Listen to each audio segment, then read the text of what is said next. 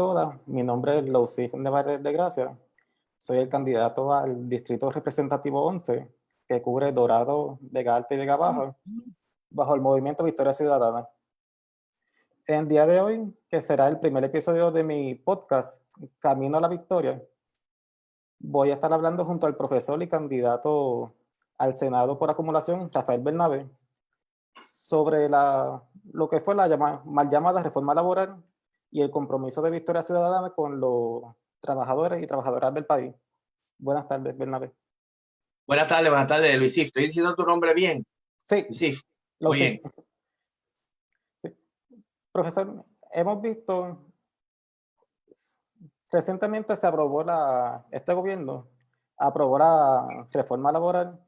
Desde hace unos años hemos visto algunas medidas que han atentado contra la clase trabajadora. Por ejemplo, yo recuerdo durante la administración de Luis Fortuño, se hizo una enmienda a la ley de cierre, donde se afectó el salario de los trabajadores que antes cobraban doble por trabajar los domingos, después pasó a tiempo y medio, y se extendió el horario de los comercios los domingos. Después vimos cómo otras administraciones fueron afectando lo que son las pensiones, los retiros, maestros, policías, y ahora la reforma laboral. Sí, Lo que quiero discutir con ustedes sobre el compromiso del Movimiento Victoria Ciudadana y nosotros como candidatos con la clase trabajadora. sí. Bueno, yo creo que sería importante decir varias cosas. Primero, sobre lo que es la contrarreforma laboral. ¿Me oyes bien? Sí, Sí. Lo que es la contrarreforma laboral. Y claro, como tú dices, la alternativa nuestra a esa reforma laboral. Lo importante es entender primero que estamos hablando de leyes, lo que llamamos leyes laborales. Alguna gente quizás no entiende bien qué es eso. Esas son leyes que se aprueban para proteger a los trabajadores y trabajadoras. A veces se les dice leyes protectoras del trabajo. Son leyes que son producto de las luchas. Bueno, recordarlo esta semana que estamos celebrando el 1 de mayo. Esa legislación es producto de las luchas de los trabajadores para protegerse de situaciones peligrosas o de abusos que sufrían en el pasado. En todos los países, en mayor o en menor medida, existe este tipo de legislación, y Puerto Rico es un país que, gracias a las luchas de los trabajadores, en un momento dado tuvo una legislación laboral bastante avanzada. Y todavía quedan algunos elementos que son muy positivos que tenemos que defender. Pero la realidad es que los patronos, por décadas, han tenido en su agenda de manera muy prominente el debilitar o el eliminar, si es posible, muchas de estas protecciones que tienen los trabajadores y trabajadoras. Al principio como tú bien señalas, esto no empezó en el gobierno de Ricardo Rosselló, venía de antes. Por ejemplo, en el gobierno de Luis Fortuño, como tú indicaste, se eliminó una disposición que planteaba que los trabajadores y trabajadoras que trabajan domingo, que históricamente es un día de descanso, de compartir con la familia, o sea que es un sacrificio uno trabajar el domingo, debía recibir paga doble. En ese caso era paga doble. Eso se eliminó. Y al igual que todas estas medidas, te lo digo desde ahora, siempre es la misma justificación. Vamos a eliminar esta protección de los trabajadores porque eso va a crear empleos. Esa es la excusa que siempre dicen. Vamos a eliminar la paga doble en domingo y eso va a crear más empleo.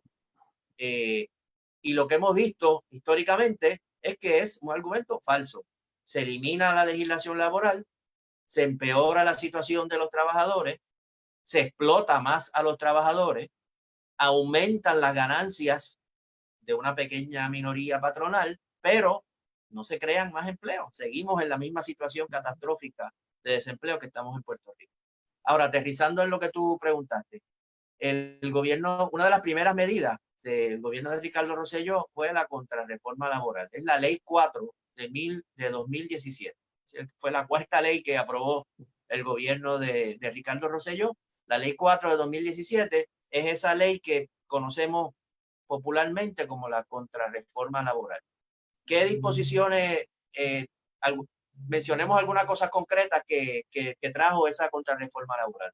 Esa contrarreforma laboral extendió lo que en Puerto Rico se llaman el periodo probatorio. Cuando a ti te contratan para trabajar en una empresa, inicialmente tú estás en un periodo probatorio. En ese periodo probatorio no tienes todos los derechos que tiene un empleado permanente de la empresa. Estás en una situación mucho más vulnerable. Por ejemplo, te pueden despedir en cualquier momento, no tienes derecho a despido injustificado, etcétera. No acumulas ciertos elementos. Estás en una situación de vulnerabilidad en la medida que estás en el periodo probatorio. Antes el periodo probatorio era de 90 días. Ahora lo pueden extender hasta 9 meses. Es decir, se mantiene al trabajador en estado de precariedad e indefensión por 9 meses. Si en ese momento el patrono, justo antes de cumplirse eso, decide despedirlo y contratarlo de nuevo, pues entonces se le puede mantener casi permanentemente en ese estado de precariedad. Así que ese es un elemento que incluyó la ley, la contrarreforma laboral. Otro elemento fue que se mantuvo la misma cantidad de días por licencia por enfermedad que tú puedes acumular durante un año, que es una cantidad insuficiente, que son 12 días nada más, pero se aumentó la cantidad de horas que tú tienes que trabajar para entonces poder acumular horas por enfermedad. Se aumentó la cantidad de horas. El efecto real es que los trabajadores a tiempo parcial no acumulan, ¿verdad? Porque no acumulan las horas suficientes para poder tener licencia por enfermedad. Una cosa que es tan importante, sobre todo, ¿verdad?, en el contexto actual de la pandemia que estamos viviendo. Las licencias por vacaciones, es decir, el derecho a vacaciones pagadas, se redujo. Antes era una cantidad, se redujo. Ahora tú empiezas a acumular, pudiendo acumular 6 días de vacaciones al año. 6 días al año, ¿verdad? ¿En qué cabeza cabe que eso es, ¿verdad?, algo razonable, que un trabajador acumule 6 días de vacaciones? Y eso va aumentando según el tiempo de servicio que lleva el trabajador o trabajadora. Pero también se aumentó la cantidad de horas, como dije ahorita, igual que con la licencia por enfermedad, la cantidad de horas que tú tienes que haber trabajado para poder acumular. Así que de nuevo, muchos trabajadores al tener un tiempo, un empleo parcial o no trabajar las horas requeridas, pues entonces no acumulan licencia por enfermedad. De igual manera, se redujo el tiempo que tiene un trabajador para hacer un reclamo. Por ejemplo, si el trabajador piensa que se ha sido injusto con su salario, que no se le ha pagado el salario que estaba acordado, el salario que debía recibir, tiene hasta antes era 3 años, tenía hasta 3 años para hacer un reclamo, ¿verdad?, investigar, ver cuál es la situación y hacer un reclamo. Ahora tiene solamente 1 año. Si no lo hace en 1 año, ya perdió su derecho. Lo mismo ocurre en el caso de despido injustificado. En Puerto Rico, para despedirte tiene que haber una serie de causales. Y tú puedes plantear que tu despido no cumplió con ese procedimiento y tienes unos derechos si ese es el caso. Ahora, antes tú tenías hasta 3 años para poder señalar, ¿verdad?, que había sido víctima de un despido injustificado. Ahora solamente tienes 1 año. Si no haces esa reclamación inmediatamente, pues pierdes ese derecho. Muchos trabajadores que en el sector privado no están organizados, muchos de ellos a veces ni conocen estos derechos que tienen, ¿verdad? Sufren un abuso, no hacen la reclamación a tiempo, no saben a qué oficina acudir para hacer eso y pierden ese derecho. Cuando un trabajador sufre un despido injustificado, tiene derecho a lo que se le conoce por ahí generalmente como una mesada, es decir, una compensación económica por ese despido injustificado. Antes eso era una cantidad que no tenía un límite, dependía de la cantidad de tiempo que el trabajador, ¿verdad?, ha trabajado en la empresa. Dependiendo de la cantidad de tiempo que hubiese trabajado, pues aumentaba esa posible mesada. En la actualidad, esa mesada se le establece un límite, un tope, no puede ser más de 9 meses del salario, el equivalente de 9 meses del salario que había estado devengando cuando estaba empleado. Eso evidentemente no solo facilita, ¿verdad?, no solo reduce los derechos del trabajador despedido, sino que facilita que los patrones despidan, ¿verdad?, porque saben que las consecuencias económica del despido injustificado, pues son menores, ¿verdad? Lo piensan menos antes de También despedir. a las personas Sí, que, por ejemplo, les interesa adquirir una propiedad, es una dificultad porque, por lo menos, yo he visto muchos casos de personas que consiguen un empleo y son despedidos antes de cumplir los 9 meses y al claro. tiempo son recontratados por la misma empresa. No, eso es una estrategia, eso podemos hablar ahorita, ¿verdad? De cómo se manipula esto, pero déjame que dijiste 2 o 3 detallitos más de la contrarreforma. Otro elemento fue que cuando una empresa despide trabajadores por causas que se llaman económicas, había un reglamento de retención, es decir, de qué trabajadores o en qué orden, ¿verdad? Ya que van a haber despidos, se despide. Y protegía, era un sistema de antigüedad, ¿verdad? Y los trabajadores con mayor antigüedad, pues tenían más derecho a su empleo en ese sentido. Los trabajadores que llegaron en última hora, pues son los primeros que se les despide. Qué terrible, pero por lo menos esa era la estructura.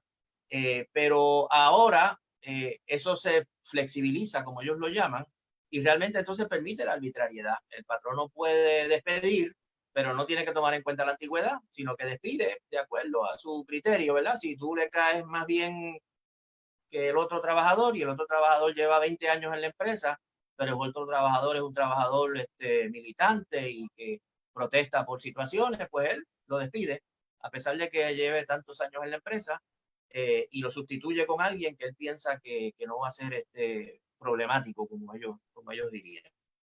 Así que también eso hace mucho más vulnerable a trabajadores que llevan muchísimo tiempo trabajando en una empresa y ahora pues pueden ser sujetos del despido mucho más fácilmente. Yo tengo una lista aquí escrita porque son tantas barbaridades que no puedo ¿verdad? Memorizármelas todas. Otra disposición es que en los casos de despido injustificado, en el pasado, la presunción, cuando tú ibas al Departamento del Trabajo o ibas a los tribunales, era que era un despido injustificado. Si tú demandabas es que era y el patrono era el que tenía el peso de la prueba, el que tenía que demostrar que efectivamente no lo era, ¿verdad? Que efectivamente ese no era el caso. Eso se elimina también, y lo que me dicen compañeros que bregan con casos laborales es que a pesar de que hay opiniones del Departamento de Justicia de que todavía se mantiene esa presunción, en la práctica muchos jueces, amparándose en lo que dice la ley de que se eliminó la presunción de que un despido es justificado, pues realmente ponen el peso de la prueba en el trabajador o trabajadora, que es el que tiene que demostrar que ha sido despedido injustificadamente, y si no lo demuestra, pues entonces no tiene los derechos que vienen como resultado de esa determinación. En resumen, ¿verdad? Y podrían añadirse otras cosas. Todas estas medidas lo que hacen es al trabajador más vulnerable al despido, le impide, reducen las licencias que pueden tener, hace más difícil que acumulen esas licencias, debilitan, ¿verdad?, su situación económica, la hace más precaria. Cuando el trabajador tiene miedo de que lo puedan despedir más fácilmente, lógicamente muchas veces no le queda más remedio que acceder a cosas que no accedería de otra manera, porque no quiere perder su empleo. Todos sabemos que en Puerto Rico tú pierdes el empleo y es muy difícil encontrar otro. Así que todas estas medidas han empeorado el nivel de vida de los trabajadores, han aumentado la explotación de la clase trabajadora y no han creado un solo empleo. Nadie puede demostrar que esto ha creado ni un solo empleo. Así que como resultado de esta contrarreforma laboral y de otras medidas similares que se han querido implantar, se empeora el nivel de vida de los trabajadores y trabajadoras, se enriquecen más los patronos, no se crean nuevos empleos y la economía de Puerto Rico sigue igualmente deprimida que siempre. Así que es incluso un sacrificio que solamente beneficia, ¿verdad? Como dije, a un sector de la sociedad y no. Si tú dijeras, me voy a sacrificar para que la economía se recupere, me voy a sacrificar para que haya más empleo, bueno, pues quizás habría un argumento, pero nada de eso no es lo que ocurre. Como te dije, estas medidas se aprueban con el apoyo de los grupos patronales, lo que se llama la coalición del sector privado, que tú oyes hablar por ahí, la coalición ahora mismo están cabildeando por la apertura del gobierno, ¿verdad? Que yo creo que no se debe llamar la coalición del sector privado, debe llamarse lo que es la coalición de los patronos del sector privado, no es el sector privado. El sector privado son todo el mundo que trabaja en el sector privado. y ellos representan una minoría dentro de ese sector privado. El sector privado, las grandes organizaciones de los patronos en Puerto Rico, la Asociación de Industriales, la Asociación de Constructores, la Cámara de Comercio, todas esas cabildearon a favor de esa contrarreforma laboral, y la Junta de Control Fiscal. La Junta de Control Fiscal también opera bajo la teoría neoliberal de que en Puerto Rico no se invierte porque los trabajadores tienen demasiados derechos, y que si le quitamos derechos a los trabajadores, entonces va a haber inversión y entonces va a haber crecimiento económico. Así que los patronos, la Junta y el gobierno que apoya a estos patronos, en este caso el gobierno de Ricardo Rosselló, pues impulsaron y aprobaron muy rápidamente en el 2017, antes de que nadie se diera cuenta casi, la contrarreforma laboral. Y tenemos que, evidentemente, luchar por, primero, restablecer. El primer paso sería restablecer los derechos que se eliminaron, ¿verdad? Eso sería el primer paso, y es el más sencillo, porque es sencillamente borrar esa ley 4 de nuestro sistema, y restablecer los derechos que ya existían, aunque sabemos que esos derechos que ya existían en muchos casos eran insuficientes, ¿verdad? Se me olvidó mencionar que también se perdió, es importante, el derecho al bono de Navidad, ¿verdad? El bono de Navidad, que irónicamente lo había aprobado el primer gobierno del Partido Neoprogresista de Luis Aferre. El bono de Navidad era un derecho que teníamos los trabajadores, un derecho que algunos patronos todavía, ¿verdad? Podían evadir, ¿verdad? Haciendo estas declaraciones de que estaban incapacitados de pagarlo, pero era un derecho, ya no es un derecho. Ahora es algo que es a discreción del patrono, de la situación, etcétera. Pero ese derecho también lo perdí como derecho. Muchos trabajadores todavía lo retienen, pero ya no es un derecho como era antes. Bueno, pues todas estas medidas, como te señalé, han empeorado el nivel de vida de los trabajadores. El primer paso sería revocarlas. Eso no es tan difícil desde el punto de vista legislativo, ¿verdad? Porque lo que hay que hacer es revocarlas, eliminarlas, y estaríamos entonces de vuelta por lo menos en el nivel que estábamos antes de esta contrarreforma laboral, y entonces examinar esa legislación laboral que existe en Puerto Rico para mejorarla, porque no hay que conformarse con lo que había antes de la contrarreforma laboral. También hay que seguir oponiéndose a nuevas medidas, porque la voracidad de algunos sectores patronales no tiene límite. El único límite que tiene es la barrera que nosotros le pongamos. Después de esa contrarreforma laboral, como tú sabes, vino una ofensiva muy grande, empezando por la Junta de Control, por eliminar la ley 80, la ley de despido injustificado. Precisamente ahorita estábamos hablando de que se hacía más difícil reclamos de despido injustificado, se reducía los beneficios en caso de las compensaciones en caso de despido injustificado, pero ellos lo que quieren es eliminar ese concepto, punto. Que no haya despido injustificado, que todos los despidos sean justificados, ¿verdad? Que el patrono pueda en cualquier momento, por la razón que quiera, despedir a los trabajadores. A veces se trae como argumento a favor de eso el hecho de que eso existe en algunos estados de Estados Unidos. Allá se le llama employment at will, quiere decir en español empleo a voluntad, porque literalmente es a voluntad del patrono. Tú estás sujeto a esa voluntad arbitraria. Pero nosotros pensamos que porque exista unas disposiciones antiobreras en algún lugar del mundo, el que sea, pues nosotros no tenemos que estar imitándolas. Tenemos que estar imitando los países o incluso los estados de Estados Unidos, que hay otros estados donde no existe eso, en que los estados o los lugares donde existe legislación laboral avanzada. Así que para nosotros en Movimiento Victoria Ciudadana es una cuestión prioritaria, y en mi caso personal también, porque yo históricamente pues tengo mucho vínculo con el movimiento de los trabajadores. Es una tarea prioritaria revocar la reforma laboral y una vez revoquemos esa reforma laboral, ir explorando cómo se pueden ir ampliando los derechos de los trabajadores, no reducir los derechos de los trabajadores. Tiene que ver con el salario mínimo, tiene que ver con el derecho a organizarse, muchas otras cosas que también habría que atender.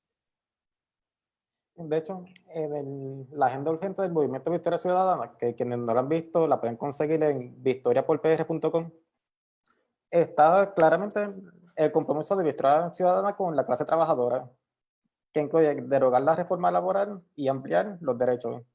Ahí está incluido el aumento del salario mínimo, por un salario mínimo que te permita vivir por encima del nivel de pobreza. Yo estaba viendo hace poco las 25 propuestas que usted sometió, que publicó en su página. Sí, La estuve leyendo, una que me llamó mucho la atención, porque yo siempre he cuestionado el por qué una persona, un empleado, porque sea mesero, se le paga por debajo del salario mínimo, cuando hay un salario establecido por ley. Y se trae mucha controversia en que si hay que dejar propina o no. Y yo creo que la controversia no es dejar la propina. Independientemente un cliente le quiera dejar propina a un mesero, el patrono tiene que pagarle el salario mínimo. Porque, o sea, él es quien lo contrató y si, yo un ejemplo, yo siendo mesero, yo me enfermo, yo me reporto al patrono, no al cliente. sí, no, claro, tú tienes toda la razón. Esa disposición, el argumento que se trae, yo no recuerdo ahora la cifra exacta, pero el salario mínimo de las personas que reciben propina es bajísimo, no pasa de $3, es una barbaridad. Y $7 es mucho. se supone que la persona va a alcanzar el salario mínimo por vía de las propinas que va a recibir de las personas. Pero todos sabemos, primero, que las propinas pueden ser muy variables, ¿verdad? Hay una recomendación de que uno deje, hoy en día es 20%, ¿verdad? Hay muchísima gente que no puede dar el 20% o no lo da por la razón que sea. Y es terrible que entonces el trabajador que está haciendo su trabajo sufra las consecuencias, ¿verdad? De esa situación. Quien lo está empleando a él es el patrono. Así que si la persona no puede pagar la propina apropiada, el patrono tiene que garantizar el pago de ese salario mínimo. Ahora, eso incluso en algunos, si yo entiendo, si no mal entiendo, en algunos reglamentos, incluso se dispone así, ¿verdad? Que si la persona, habiendo recibido las propinas, no alcanza el salario mínimo, pues entonces el patrono tiene que compensar para que sí alcance el salario mínimo. El problema con eso es lo que yo te digo. Los trabajadores no están organizados. Los trabajadores tienen miedo de perder su empleo. Y a mí me consta de directo conocimiento por personas que han sido meseros o meseras que me dicen, mira, no llegué al salario mínimo con las propinas que me dieron, pero me obligan, porque no me queda más remedio, me obligan a certificar que sí, que recibí el salario mínimo, porque si yo le reclamo al patrono que no recibí el salario mínimo y que me tiene que compensar lo que falta, pues me van a despedir, voy a pedir el empleo y yo no puedo darme el lujo de perder el empleo.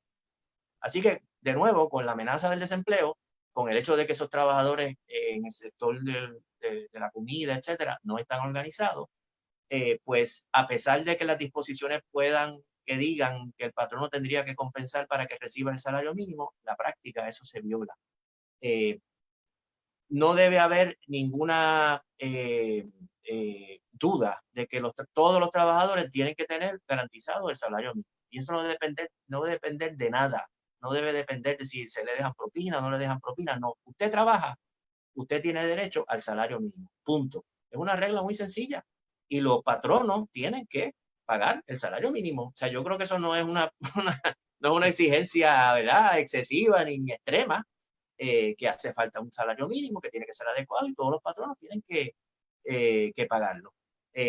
Así que nosotros favorecemos ¿verdad?, esa disposición, como yo te dije, que se atienda a esa situación.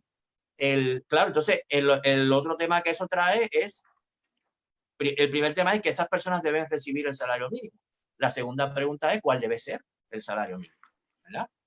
Y eso es algo que hay que discutir con cuidado con los movimientos obreros, hay que discutirlo con los sectores patronales porque hay que negociar con los sectores patronales. Nosotros, los trabajadores, no están en contra de negociar, todo lo contrario, con los patronos.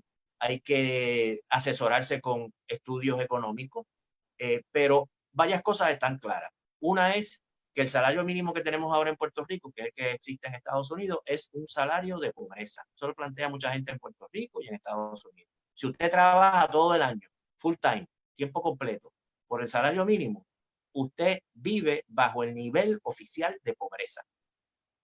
Y eso es inaceptable. Es inaceptable que si usted trabajó todo el año, usted esté en condiciones de pobreza. Si usted trabajó todo el año full time, el ingreso que usted debe recibir por un año de trabajo debe ser suficiente para vivir con un mínimo de verdad, de condiciones adecuadas, que no lo hagan a usted una persona que esté en condiciones de pobreza.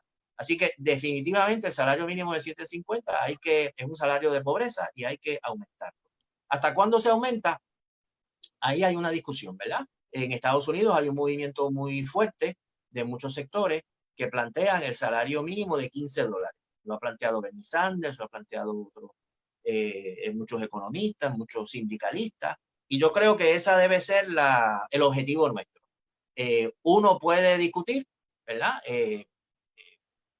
Si ese objetivo de los $15 se va a lograr de un golpe, ¿verdad? De un momento para otro, o si va a irse escalonadamente en esa dirección, muy claramente, que si llegamos a eso en 3 años, llegamos a eso en la cantidad de tiempo que sea, pero ciertamente ese debe ser por lo menos el horizonte en este momento. Hay economistas como, yo he visto textos de Caraballo Cueto, que es un economista muy respetado, creo que es profesor de la Universidad de Puerto Rico, creo que es en Calley, sé que es en la universidad, pero no me acuerdo el recinto, creo que es en Calley, que él calculaba, favorecía un aumento inmediato, más o menos como creo que era 11.80, casi $12, ¿verdad? Que sería un adelanto tremendo para muchísimos trabajadores que están en el salario.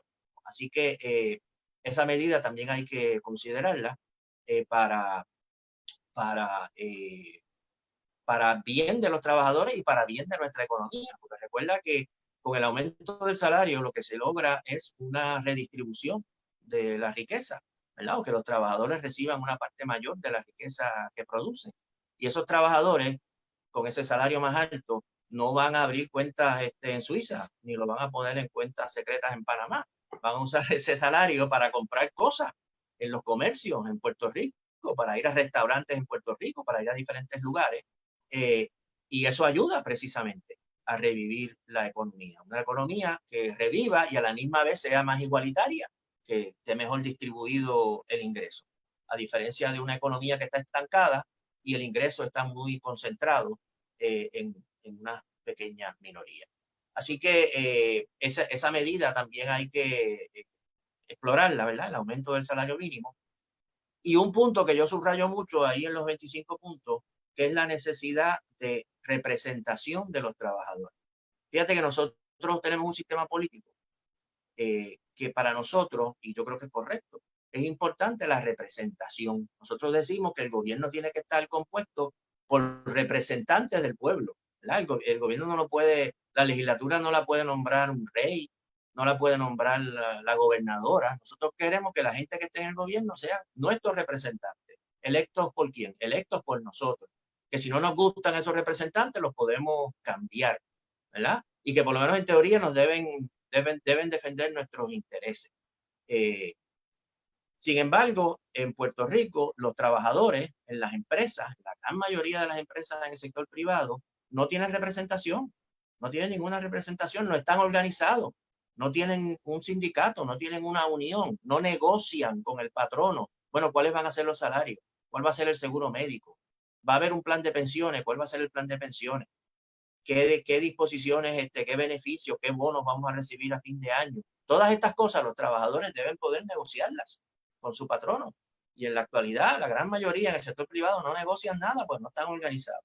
Por eso para mí es muy importante lograr que todos los trabajadores, si es posible, estén organizados como ellos quieran y con quien ellos quieran y con la organización que ellos quieran. Porque a veces la gente dice, no, es que a mí no me gustan las uniones, no me gusta, qué sé yo, la UTIER, no me gusta la Federación de Maestros. Bueno, eso lo podemos discutir, ¿verdad? Yo no tengo problema con ninguna de esas dos organizaciones, pero lo podemos discutir. Pero eso no es el issue. El issue es que si usted no se quiere organizar con esas organizaciones, pues entonces los trabajadores de una empresa hacen una nueva unión. Usted crea la unión que usted crea. Si quiere organizarse con una que ya existe, se organiza con esa. Y si quiere crear una organización nueva, pues crea una organización nueva. O si quiere negociar con una de las que existen, una manera de asociarse, pero no ser parte, lo que sea. Hay muchas alternativas con respecto a eso, pues también. Pero lo importante es que los trabajadores democráticamente puedan reunirse, puedan decidir, bueno, estas 5 o 10 personas nos representan, son nuestro comité negociador, se van a reunir con el patrono,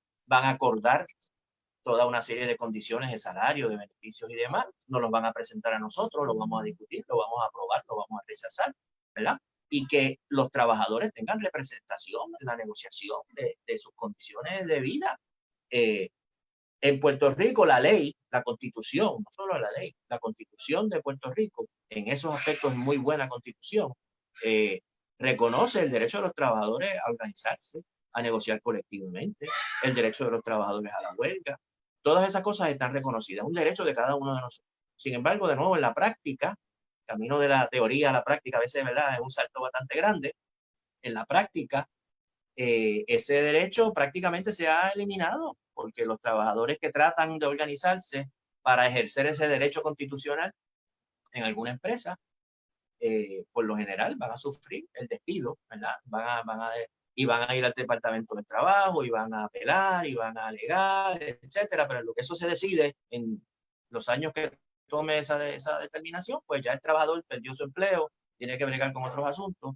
Así que muchos trabajadores dicen, ya a mí me gustaría tener una unión, sería una buena idea, pero si yo me meto en eso ahora, me cojo el riesgo de me quedarme sin trabajo, y yo no puedo darme el lujo de quedarme sin trabajo. Así que con esta amenaza, ¿verdad?, del hambre, porque es la amenaza de uno quedarse sin nada, pues nos privan de derechos que son derechos democráticos que tenemos. Yo creo que un gobierno del movimiento de Victoria Ciudadana tiene que ser un movimiento que diga, la Constitución hay que respetarla. La Constitución dice que usted tiene derecho a organizarse y nosotros vamos a proteger ese derecho.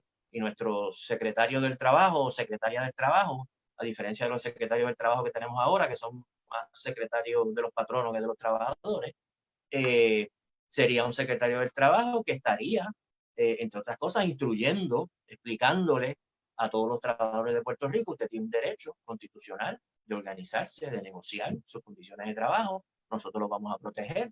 Si usted tiene un problema con esta situación, aquí hay un teléfono que usted puede llamar, aquí hay unos expertos que pueden asesorar, y nosotros vamos a poner el apoyo, la solidaridad del gobierno para que se respete la Constitución, porque no estamos diciendo que, ¿verdad? Te repito, estas son ideas que a algunas personas les pueden parecer muy radicales, y a veces la gente me dice por internet, lo que pasa es que tú eres un izquierdoso, etcétera.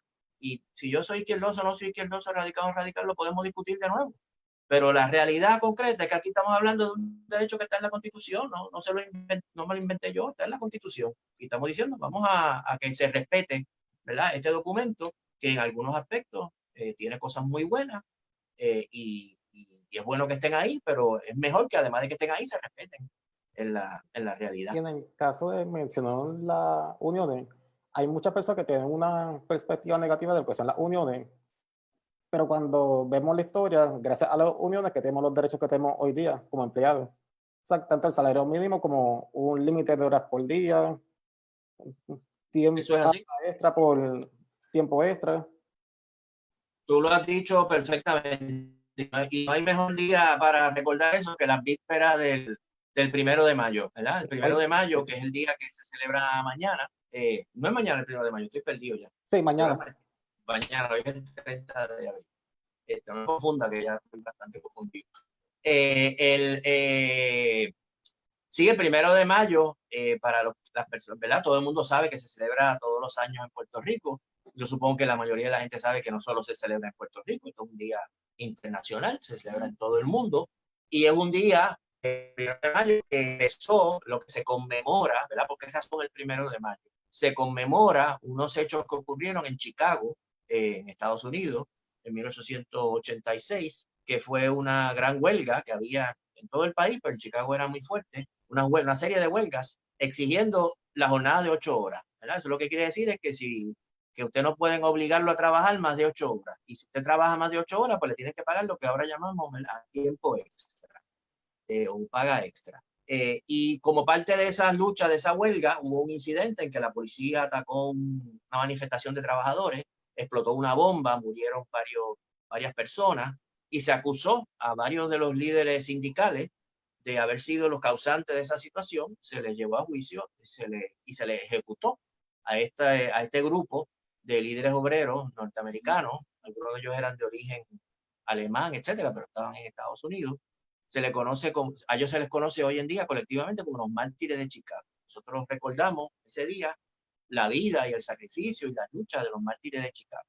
Pero lo que eso nos recuerda, como tú muy bien señalaste, es que mucha gente, como tú bien planteas, dice, las uniones son unos corruptos y no nos interesa y no quiero hablar con las uniones. Pero muchas de las cosas que todos nosotros apreciamos, el que la jornada de oso, ¿verdad? Que ya no trabajemos 14 y 15 y 16 horas en los talleres, y que si trabajamos más de 8 horas, por lo menos nos tengan que pagar el tiempo extra, que no se trabaje los sábados. Antes se trabajaba los sábados, la semana no era de 5 días, que los niños estén en las escuelas y no estén en las fábricas. Los niños estaban en las fábricas trabajando en un momento dado, que haya algún tipo de pensión o seguro social cuando usted se retira, y que no sea que usted trabaja toda la vida, deja de trabajar y ya no sirve para trabajar y entonces lo echan al basurero casi literalmente, como pasaba anteriormente, que haya compensaciones por accidentes.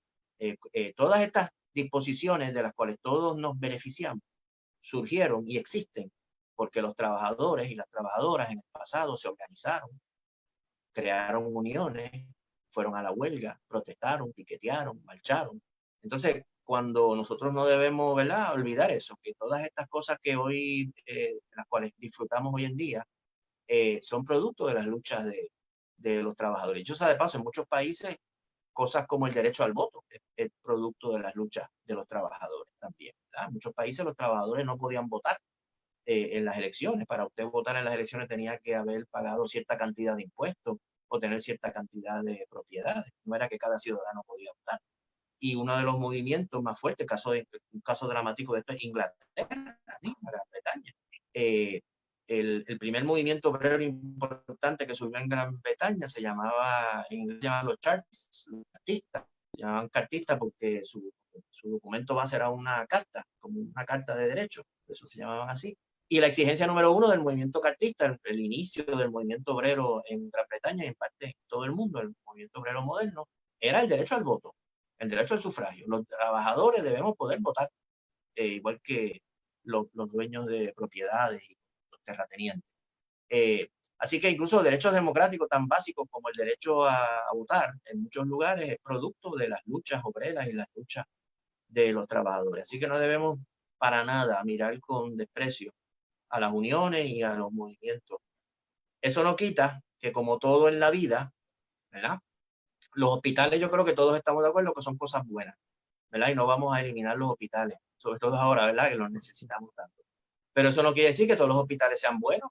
Puede que haya un hospital que sea muy malo, puede que haya un hospital que lo administra muy corruptamente, puede que haya un hospital que el staff sea irresponsable, ¿verdad? Bueno, pues es una razón para no ir a ese hospital, o es una razón para eliminar ese hospital, pero no es una razón para estar en contra de los hospitales, ¿verdad? Y lo mismo pasa con las uniones. Las uniones están hechas de seres humanos y viven en esta sociedad corrupta que vivimos nosotros. Así que a mí no me cabe la menor duda que hay algunas uniones que no funcionan bien, hay algunas uniones que son antidemocráticas, hay algunas uniones que tienen elementos de corrupción. Eso es razón para democratizar las uniones. Eso es razón para limpiar las uniones. Eso es razón para acabar con la corrupción allí donde exista, igual que en cualquier otro lugar, en las uniones también.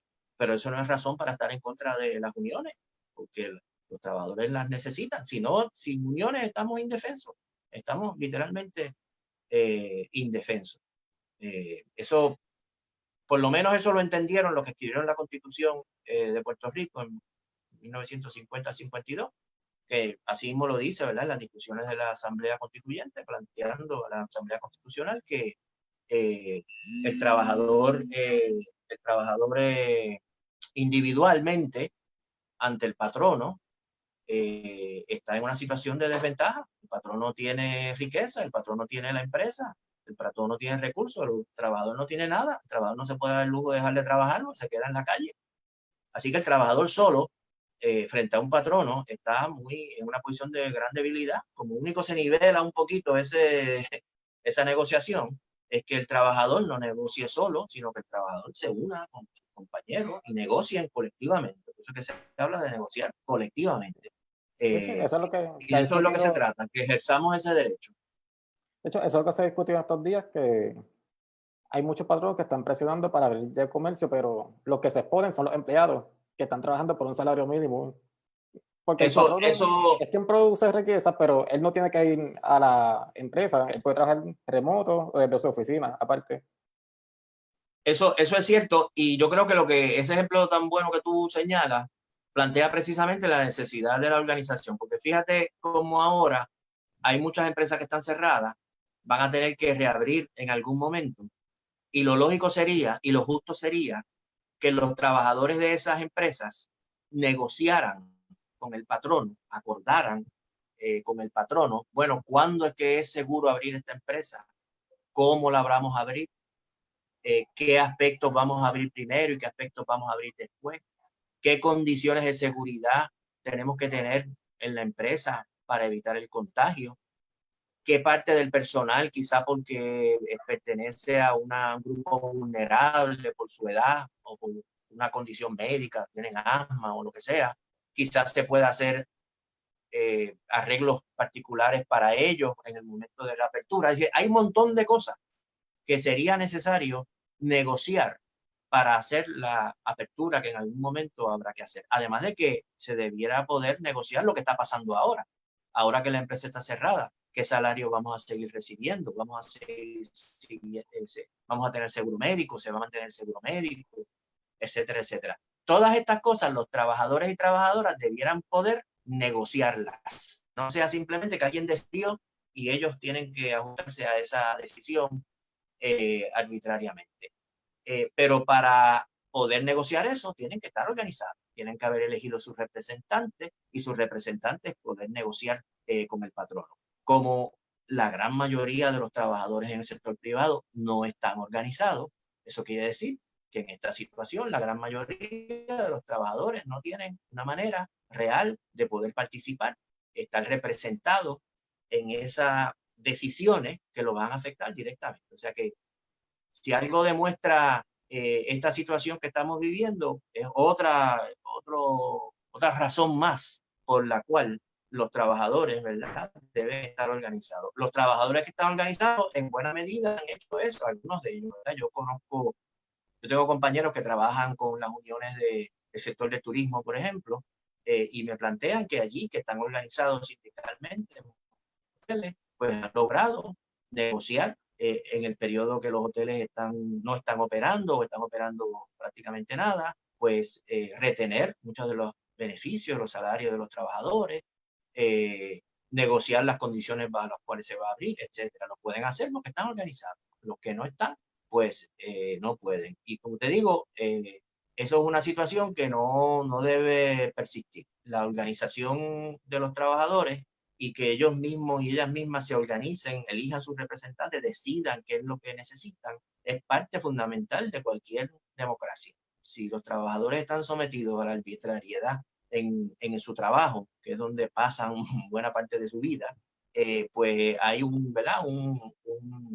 una carencia muy grande dentro de eso que podríamos llamar democracia, porque no hay democracia. La democracia termina, ¿verdad?, como dice alguna gente, a la entrada, en la puerta del taller. Existe democracia en la calle, existe democracia fuera del taller, pero usted entra en la fábrica, ahí se acabó la democracia, ahí se vive la dictadura. Y no, si la democracia es buena para el resto de las cosas, si la democracia es buena para la política y si la democracia es buena para la vida, pues debe ser buena la democracia también en el trabajo y en el empleo.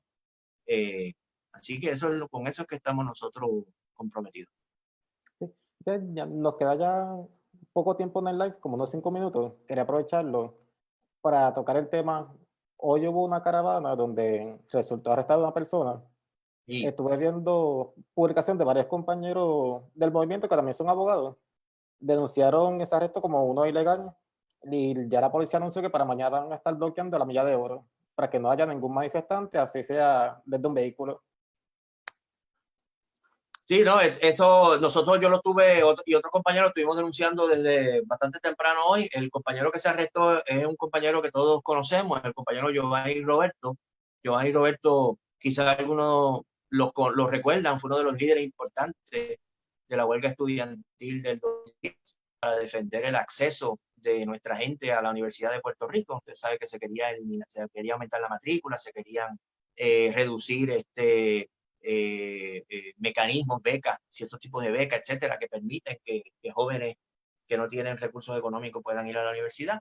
Fue una lucha muy importante que tuvo una gran simpatía en nuestro pueblo. Él fue uno de los líderes más importantes. Y después de graduarse de la universidad, él se ha dedicado a fundar y a desarrollar un proyecto muy bueno que se llama Comedores Sociales, que son un grupo de compañeros que preparan alimentos, preparan comida saludable, bien preparada, que la venden o la distribuyen a nuestra gente, ¿verdad? En la Universidad de Puerto Rico, por ejemplo, muchos de nosotros comemos en algunos de los comedores que ellos han establecido, y quizás algunos de los que me oyen los han visto en algunas actividades en diferentes lugares.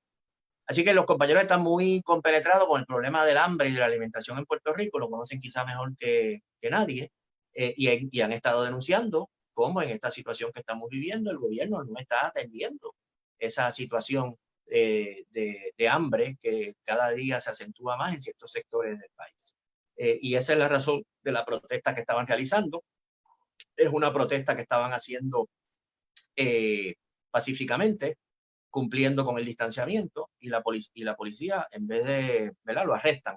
En vez del gobierno tomar a Giovanni como ejemplo, que es lo que debieran hacer, y atender los problemas que él está señalando, pues lo arrestan. No nos sorprende porque es un gobierno represivo, pero no deja de indignarnos. Así que exigimos inmediatamente su liberación y que se retire cualquier cargo en contra suya. Lo otro que tú señalas es igualmente grave. Hay una línea, yo planteé en un video que hice ahorita, una línea muy fina, pero muy importante, entre las disposiciones que el gobierno puede tomar legítimamente para que haya distanciamiento, para evitar el contagio. Una línea entre eso y que el gobierno intente privarnos o intente acabar con derechos democráticos que tenemos para expresar. El gobierno puede decir, si usted se va a expresar, si usted se va a manifestar, tiene que mantener el distanciamiento, no puede haber aglomeraciones de gente que pueda generar el contagio, ¿de acuerdo? Pero el gobierno no puede decir que no te manifieste, el gobierno no puede decir que no proteste, ¿verdad? Si usted cumple con lo que todos con sentido común estamos cumpliendo en la actualidad, que es el distanciamiento, usar mascarillas y demás, nosotros tenemos derecho a manifestarnos. Y que el gobierno diga que no está prohibida la manifestación, es algo que no podemos aceptar. A mí me parece curiosísimo que ellos, sin que nadie les dijera nada, que yo sepa, decidieron acordonar y proteger la Milla de Oro. Eso casi es como una imagen de lo que a este gobierno le preocupa, ¿verdad? A este gobierno le preocupa no alimentar a los pobres, no darle de comer a la gente. Lo que preocupa es proteger la Milla de Oro. La Milla de Oro puede que la gente, porque la gente sabe que en la Milla de Oro están los grandes bancos, la gente sabe que en la Milla de Oro están los patronos que han estado impulsando la contrarreforma laboral que te dije, la gente sabe que en la Milla de Oro está la Junta de Control Fiscal. Ellos dicen, la gente va a protestar, la gente no es boba, la gente sabe quién es su enemigo, así que vamos a proteger al enemigo de la gente. Vamos a ponerle ahí un cerco policíaco a la Milla de Oro para que nadie se pueda acercar a la Milla de Oro. A mí no me cabe duda de que a pesar de esa disposición van a haber mañana manifestaciones. No voy a decir dónde, ni a qué hora, ni en qué lugar, porque las personas que están activas en los movimientos lo saben y se van enterando, y no hay que ayudar al gobierno a limitar nuestros derechos. Y todos estamos conscientes de que cualquier actividad que se haga de protesta debe cumplir con las reglas de distanciamiento que estamos implantando en Puerto Rico y en otros países, pero no podemos permitir y no podemos dejar de denunciar la violación de derechos democráticos, como es el caso de esta medida. Así que sí, esa es una situación que nos preocupa, pero seguiremos en lucha mañana y después del 1 de mayo. Usted menciona lo de los alimentos y eso, pero hay que recordar también que hemos visto en los últimos meses en varios medios de comunicación y programas de investigación cómo algunos cuarteles están cerrados por la noche. Tú pasas y los cuarteles de la policía están cerrados porque no hay personal, no hay policía patrullando. Puede que sea uno abierto, solamente hay un retén tomando querella, pero cuando llegue el 1 de mayo, sí movilizan a la policía. Y ahí hay policía en toda la esquina. Absolutamente, mira, Yo estaba pensando escribir una reflexión sobre eso que tú acabas de enseñar, porque me parece bien, bien interesante. No lo pude hacer por pues, muchas cosas, pero esta semana quizás, por eso que tú me has dicho, me inspira y va y se lo escribo esta semana.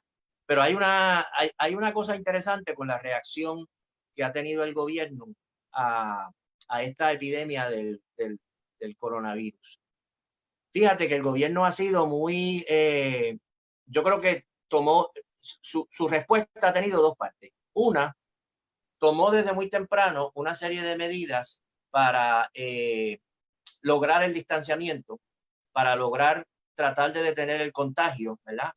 Que implica el toque de queda, el regular las personas que pueden estar en la calle, el intento que hubo de la cuestión de las tablillas. Ha habido diferentes mecanismos que se han utilizado para controlar el movimiento de la gente y evitar de esa manera que el contagio se esparza.